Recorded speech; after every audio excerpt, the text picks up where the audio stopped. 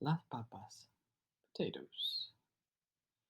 Esperanza almost never left Mama's side. She sponged with her cool water and fed her teaspoons of broth throughout the day. Miguel offered to take over the sweeping job for her, but Esperanza wouldn't let him. Irene and Melina arrived each morning to check on Mama and to take the babies. Alfonso and Juan put up extra layers of newspaper and cardboard in the bedroom to keep out the November chill, and Isabel drew pictures to hang on the walls because she did not think the newspaper looked pretty enough for Mama. The door came back. The doctor came back a few weeks later with more medicine. She's not getting worse, he said, shaking his head, but she's not getting better either. Mama drifted in and out of fitful sleep, and sometimes she called out for Abuelita. Esperanza could barely sit and often paced around the small room. One morning, Mama said weakly, Esperanza. Esperanza ran to her and took her hand. Abuelita's blanket, she whispered. Esperanza pulled her valise from under the bed. She had not opened it since before the dust storm and saw that the fine brown powder had even found its way deep inside, as it had found its way into Mama's lungs. She lifted out the crocheting that Abuelita had started the night Papa died. It seems like a lifetime ago. Had it only been a few months? She stretched out the zigzag rows. They reached from one side of Mama's bed to the other, but were only a few hands wide, looking more like a long scarf than the beginnings of a blanket. Esperanza could see Abuelita's hair was woven in, so that all her love and good wishes would go with him forever.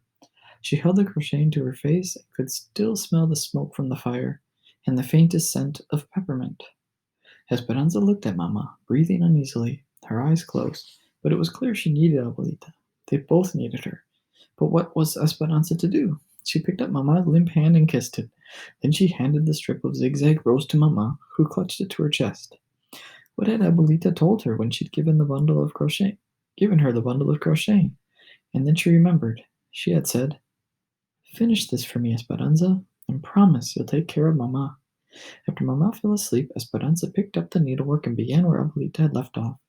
10 stitches to the top of the mountain, add 1 stitch. 9 stitches down to the bottom of the valley, skip 1. Her fingers were more nimble now, and her stitches were more even. The mountains and valleys in the blanket were easy. But as soon as she reached a mountain, she was headed back down into a valley again. Would she ever escape this valley she was living in? This valley of Mamma being sick? What else had Abuelita said? After she had lived so many mountains and valleys, they would be together. Would they be together again? No. What else?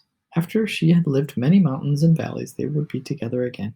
She bent over her work intent, and when her hair fell into her lap, she picked it up and wove it into the blanket. She cried when she thought of the wishes that would go into the blanket forever. Because she was wishing that Mamma would not die, the blanket grew longer, and Mamma grew more pale. Women in the camp brought her extra skeins of yarn, and Esperanza didn't care that they didn't match. Each night when she went to bed, she put the growing blanket back over Mamma, covering her in hopeful color. Lately it seemed Esperanza could not interest Mamma in anything. Please, Mamma, she begged, you must eat more soup.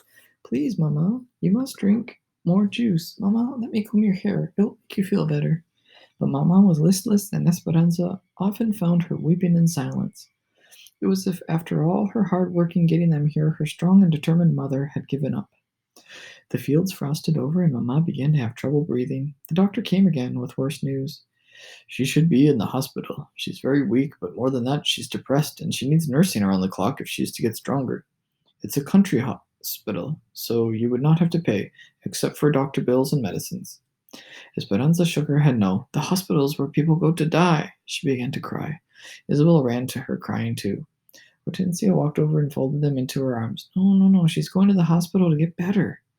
Hortensia wrapped Mamma in blankets, and Alfonso drove them to Kern General Hospital in Bakersfield. The nurses would let Esperanza stay with Mamma only a few minutes, and when Esperanza kissed her goodbye, Mamma didn't say a word, but just shut her eyes and drifted off to sleep. Riding home in the truck that evening, Esperanza stared straight into the alley of light made from the truck's headlamps, feeling as if she were in a trance. Sorry about that. I got lost. Okay. The nurses would let Esperanza stay with Mama only a few minutes, and when Esperanza kissed her goodbye, Mama didn't say a word, but just shut her eyes and drifted off to sleep. Riding home in the truck that evening, Esperanza stared straight into the alley of light made from the truck's headlamps, feeling as if she were in a trance. Hortensia, what did the doctor mean when he said that Mama was depressed? In only a few months, she had lost her husband, her home, her money, and she is separated from her mother. It's a lot of strain on her body to cope with so many emotions in such a short time. Sometimes sadness and worry can make a person sicker. Your mother is very strong, was very strong through your father's death and her journey here for you. But when she got sick, everything became too much for her. Think of how helpless she must feel. Hortensia took out her handkerchief and blew her nose. Think of how helpless she must feel. Hortensia took out her handkerchief and blew her nose, too upset to continue. Esperanza felt like she had failed Mama in some way and wanted to make it up to her. Mama had been strong for her. Now it was her turn to be strong for Mama. She must show her that she didn't need to worry anymore. But how? Abuelita, I must write Abuelita. Hortensia shook her head. I'm sure your uncles are still watching everything that goes in and out of the coven, and probably the post office too. But maybe we can find someone going to Aguascalientes who can carry a letter. I have to do something, said Esperanza, holding back tears. Hortensia put her arm around Esperanza. Don't worry, she said. The doctors and nurses know what she needs, and will take care of one another. Esperanza didn't say what she really thought, that what Mama really needed was Abuelita. Because if sadness was making Mama sicker, then maybe some happiness would make her feel better. She just had to figure out a way to get her here. When she got back to camp, she went behind the cabin to pray in front of the washtub grotto. Someone had knit a shawl and draped it over Our Lady's shoulders, and the sweetness of the gesture made Esperanza cry. Please, she said through her tears, I promised Abuelita I would take care of Mama. Show me how I can help her. The next day, Esperanza pulled a heavy shawl around her shoulders and waited for Miguel to come home from the fields. She paced in the area where the trucks unloaded and wrapped the wool tighter against the early winter cold. She had been thinking all day about what to do. Ever since Mama had first become sick over a month ago, they had no money coming in. The doctor's bills and medicines had used up most of what they'd saved. Now there were more bills. Alfonso and Hortensia offered to help, but they had done so much already that they didn't have much to spare. Besides, she would not accept their charity forever. Abuelita's ankle was probably healed by now, but she hadn't been able to get her money out of Tia Luisa's bank. Then she would have no money with which to travel. If Esperanza could somehow get money to Abuelita, then maybe she could come sooner. When Miguel jumped off one of the trucks, she called to him. What have I done to deserve this honor, mi reina? He said, smiling and walking toward her. Please, Miguel, no teasing. I need help. I need to work so I can bring Abuelita to Mama. He was quiet, and Esperanza could tell he was thinking. But what could you do, and who would take care of the babies? I could work in the fields or the sheds, and Melina and Irene have already offered to watch Pepe and Lupe. It's only men in the fields right now, and you're not old enough to work in the sheds. I am tall. I'll wear my hair up. They won't know. The problem is that it's the wrong time of year. They aren't packing anything right now, not until asparagus in the spring. My mother and Josefina are going to cut potato eyes for the next 3 weeks. Maybe you can go with them. But it's just 3 weeks, said Esperanza. I need more work than that. Ansa, if you're good at cutting potato eyes, they will hire you to tie grapes. And if you're good at tying grapes, they'll hire you for asparagus. That's how it works. If you're good at one thing, then they hire you or another. She nodded. Can you tell me one more thing, Miguel? Claro, certainly. What are potato eyes? Esperanza huddled with Josefina, Hortensia, and a small group of women waiting for the morning truck to take them to the sheds. A thick dual ground fog that hugged the earth settled in the valley, surrounding them as they stood within a deep gray cloud. There was no wind, only silence and penetrating cold. Esperanza bundled in all the clothing that she could put on, old wool pants, a sweater, a ragged jacket, a wool cap, and thick gloves over thin gloves, all borrowed from friends in the camp. Hortensia had shown her how to heat a brick in the oven and bundle it in newspaper, and she hugged it to her body to keep warm as they rode on the truck. Since the driver could only see a few yards ahead, the truck rumbled slowly on the dirt roads. They passed miles of naked grapevines stripped of their harvest and bereft of their leaves. Fading into the mist, the brown and twisted trunks looked frigid and lonely. The truck stopped at the big packing shed. It was really one long building with different open air sections, as long as 6 train cars. The railroad tracks ran along one side and docks for trucks ran along the other.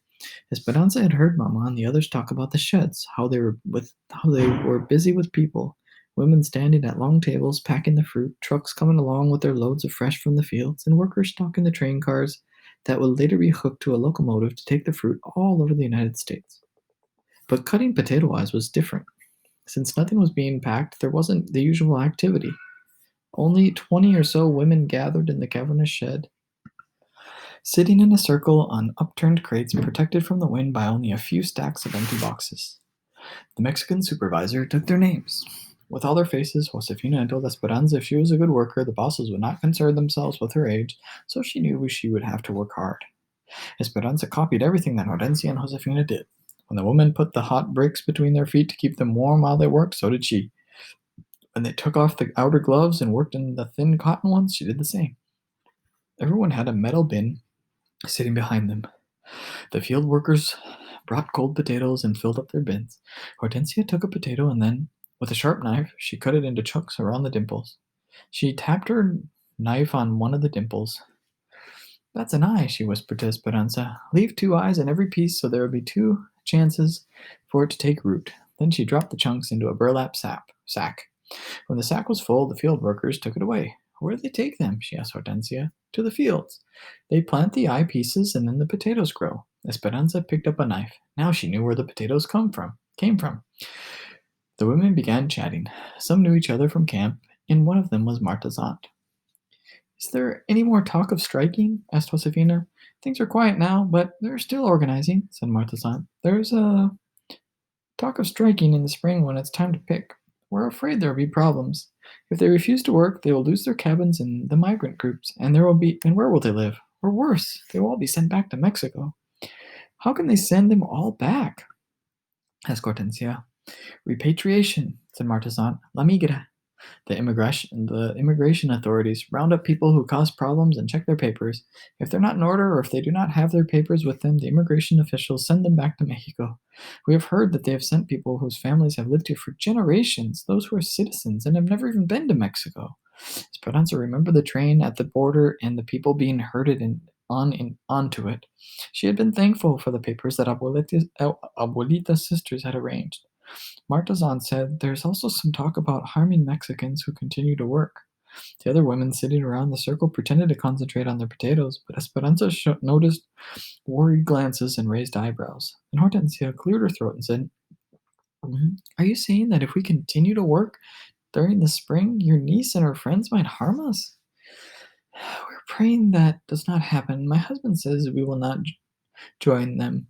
We have too many mouths to feed, and he has told Marta she cannot stay with us. We can't risk being asked to leave the camp or losing our jobs because of our niece. Heads nodded in sympathy, and the circle was silent, except for the sounds of knives cutting the crisp potatoes. Is anyone going to Mexico for La Navidad? Asked another woman, wisely changing the subject. Esperanza kept cutting the potato eyes, but listened carefully, hoping someone would be going to Aguascalientes for Christmas. But no one seemed to be traveling anywhere near there. A worker refilled Esperanza's metal bin with another load of cold potatoes. The rumbling noise brought her thoughts back to what Marta's aunt had said. If it is true that the strikers would threaten people who kept working, they might try and stop her too. Esperanza thought of Mama in the hospital and Abuelita in Mexico and how much depended on her being able to work. If she was lucky enough to have a job in the spring, no one was going to get in her way. A few nights before Christmas, Esperanza helped Isabel make a yarn doll for Sylvia while the others went to a camp meeting. Ever since Esperanza had taught Isabel how to make the dolls, it seemed there was a new one born each day, and Monas of every color now sat in a line on their pillows. Sylvia will be so surprised, said Isabel. She has never had a doll before. We'll make some clothes for it too, said Esperanza. What was Christmas like at Rancho de las Rosas? Isabel never tired of Esperanza's stories about her previous life. Esperanza stared up at the ceiling, searching her memories.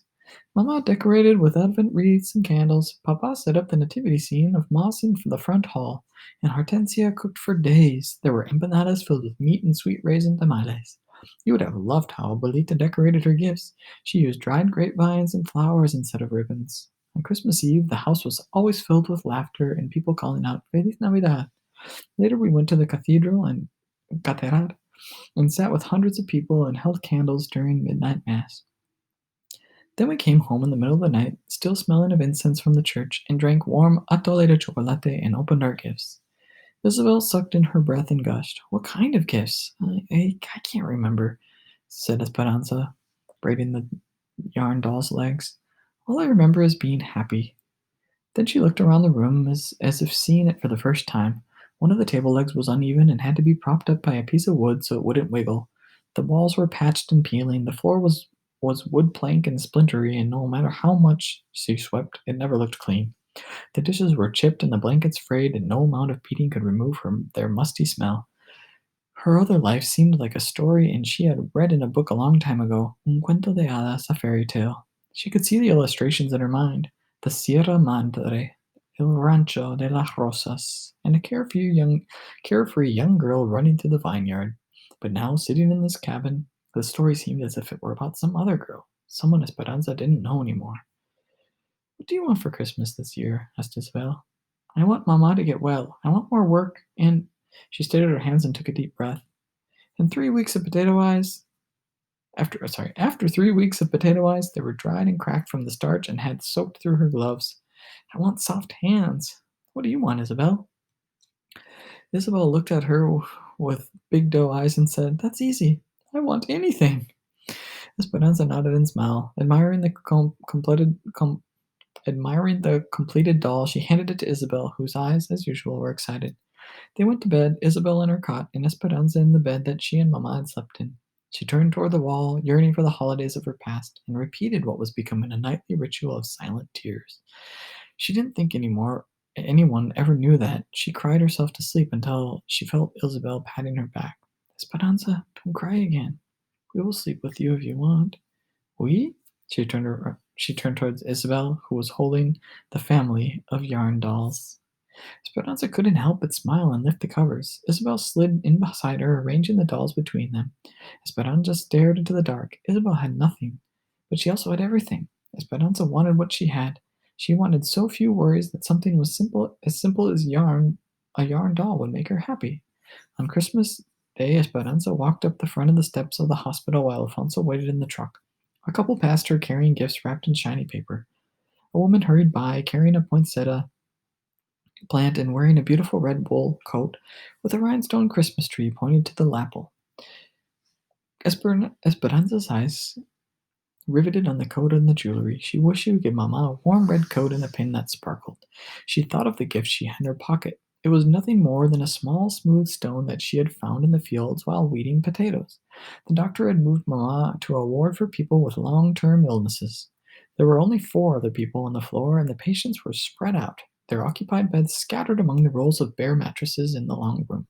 Mamma slept and didn't wake to even say hello. Nevertheless, Esperanza sat next to her, crocheted a few rows of the blanket, and told Mamma about the sheds and Isabel and the strikers.